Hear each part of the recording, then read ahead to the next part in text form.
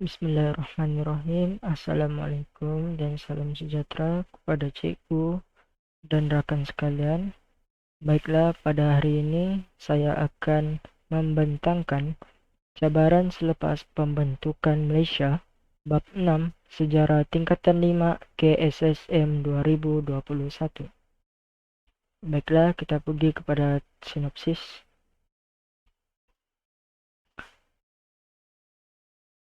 Pembentukan Malaysia memberikan kesan besar terhadap proses pembinaan negara bangsa.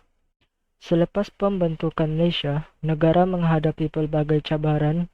Antara cabaran utama termasuklah pemisahan Singapura, ancaman komunis, isu pembangunan dan ekonomi, serta tragedi hubungan antara kaum.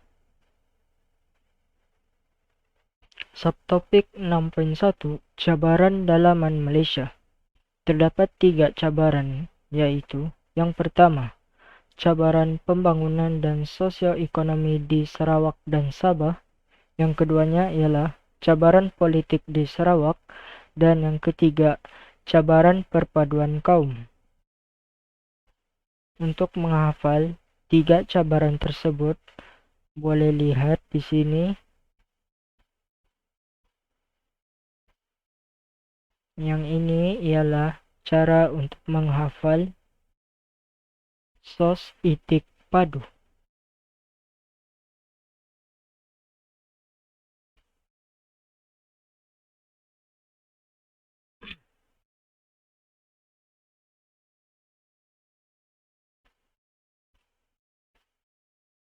Oke, baiklah, kita pergi cabaran yang pertama, yaitu cabaran pembangunan dan sosioekonomi di Sarawak dan Sabah. Cabaran pertama ini terdapat ada 3. Yang pertamanya mempelbagaikan kegiatan ekonomi, dan yang kedua memajukan sistem perhubungan dan pengangkutan, memajukan sistem pendidikan. Kita pergi yang pertama. Mempelbagaikan kegiatan ekonomi.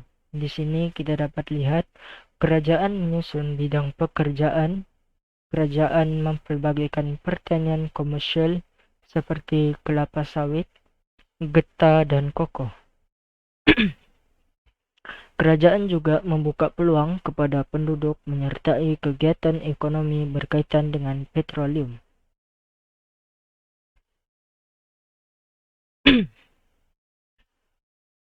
Memajukan sistem perhubungan dan pengangkutan. Selain itu, kerajaan juga membina sistem perhubungan dan pengangkutan, terutama kepada penduduk di kawasan pedalaman. Seterusnya, sistem ini dibuat melalui rancangan pembangunan 5 tahun Malaysia. Sarawak dan Sabah dimasukkan dalam rancangan Malaysia pertama bermula pada tahun 1966. Kita pergi slide yang seterusnya.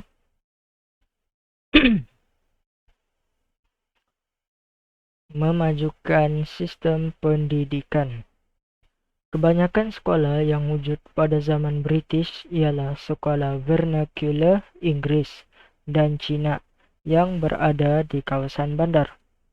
Yang kedua, penduduk di kawasan pedalaman tidak mendapat peluang secukupnya untuk bersekolah seperti yang kita tahu. Dan yang ketiga, usaha ditumpukan membina sekolah dan melatih tenaga guru bagi memberikan pendidikan kepada penduduk, khususnya kaum bumi putera, yaitu Sabah dan Sarawak. Kita pergi ke cabaran yang kedua, yaitu cabaran politik di Sarawak. Seramai 21 orang ahli Kaunsil Negeri tidak berpuas hati dengan kepimpinan Stephen Kalong Ningkan sebagai Ketua Menteri Sarawak. Beliau dipecat oleh Gabenor pada bulan Jun 1966. Stephen Kalong Lincoln mencabar tindakan ini di Mahkamah Tinggi Sarawak dan memenangi kes ini pada bulan September 1966. Beliau sekali lagi kembali menjadi Ketua Menteri, namun beliau mendapat undi tidak percaya daripada Konsil Negeri.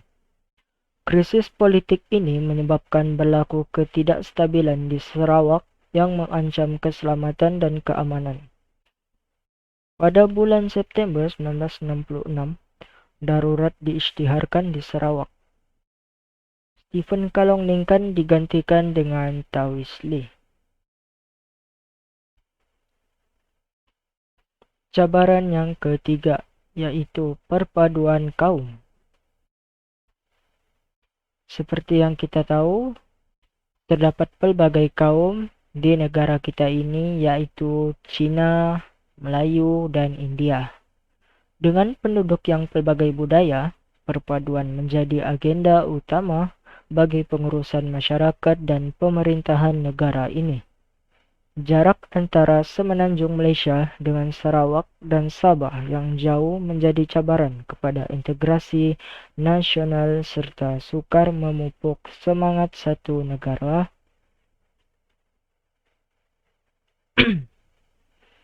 Baiklah, kita pergi kepada subtopik 6.2, yaitu pemisahan Singapura. Terdapat 3 faktor, yaitu politik, ekonomi, dan sosial. Singkatannya ialah PES. Kita pergi faktor yang pertama.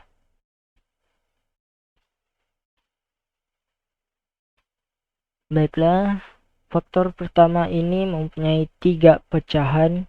Yang pertamanya ialah Lee Kuan Yew tidak berpuas hati dengan peranan kerajaan Singapura yang terhad.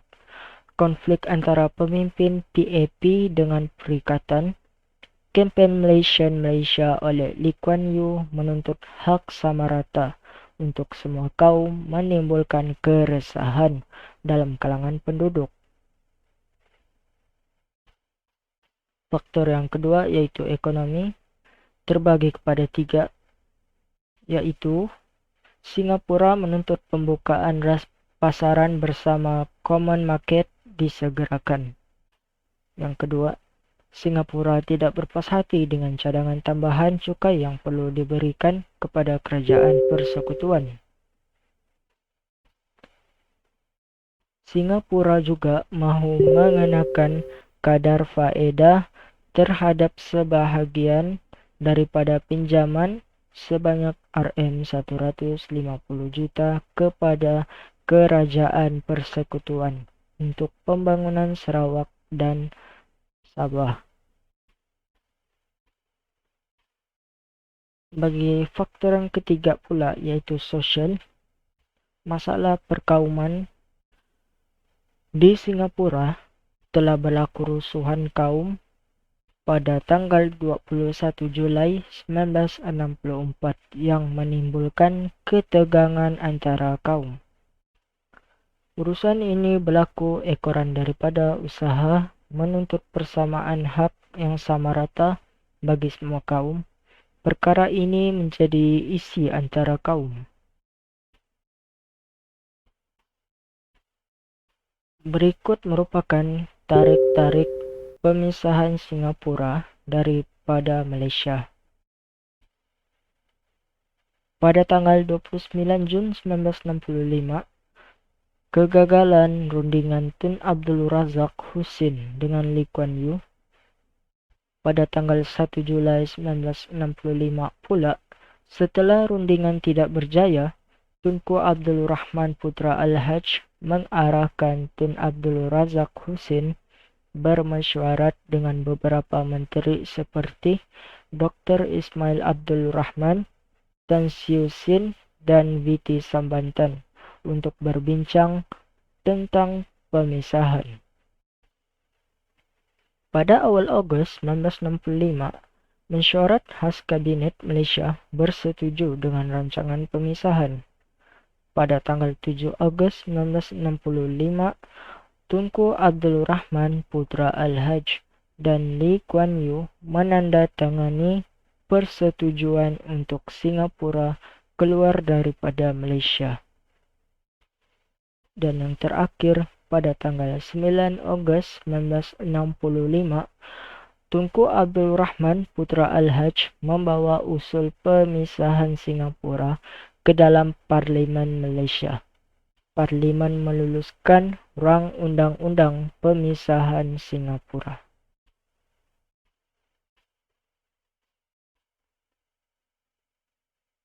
Menurut Tunku Abdul Rahman Putra Al-Haj, pemisahan Singapura merupakan perkara yang tidak dapat dielakkan.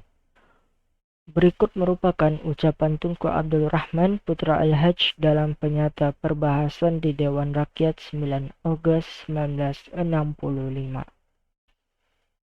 yang berbunyi, "So it does seem completely impossible to arrive at a solution whereby we can hope to pull along together and to work together in the interest and for the common good of our beloved country." Sekian itu saja daripada saya, Muhammad Sofyan bin Zani. Saya akhiri dengan wabillahi taufiq wal hidayah. Assalamualaikum warahmatullahi wabarakatuh.